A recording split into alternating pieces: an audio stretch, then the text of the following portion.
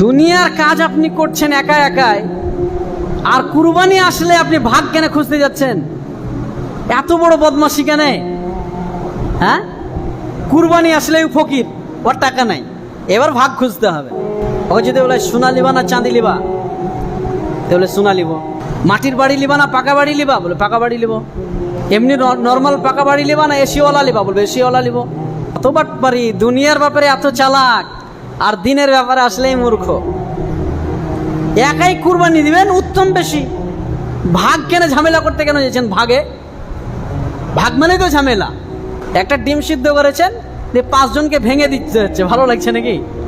আর একাই খাবেন, তো একাই কুরবানি দেওয়ার চেষ্টা করবেন। একাই সারা বছর কিছু কিছু কিছু করে পয়সা জমা করে একাই কুরবানি দেওয়ার চেষ্টা করবেন। এবার ভাগে কুরবানি দিতে গেলে কি কি সমস্যা হয় দেখেন। ভাগে যখন আপনি কুরবানি দিতে যাবেন, তখন আমার নিয়াত আছে শুধু আল্লাহর জন্যই দিলাম, আর আরেকজনের নিয়াত আছে যে কুরবানি না দিলে লোকে কি বলবে, তার জন্য ও কুরবানি দিল। আরেকজনা দেখছে যে আমি খাসি দিয়েছি একাই, আর ভাগে দিলাম গরু, শুধু খাসির গোশত খেতে ভালো লাগবে না, তাহলে গরুটাও যেন পায়, তার জন্য গরু কুরবানি দিয়েছে। আপনার নিয়াত থাকলো খাস, বাদ বাকি নিয়াতগুলো সব ধজা মার্কা। আপনার বলেন কুরবানির অবস্থা কি? বলেন। এটা গেল তো আরেক সমস্যা। এটা তো এক সমস্যা। আরেক সমস্যা কি?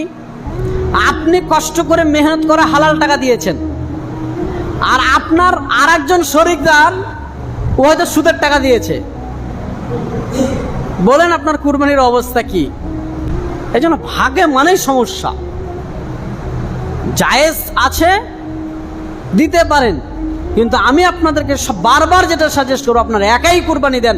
এটাই উত্তম, এটাই সব থেকে উত্তম। কোনো ইখতিলাফ নাই, কোনো ভেজাল নেই।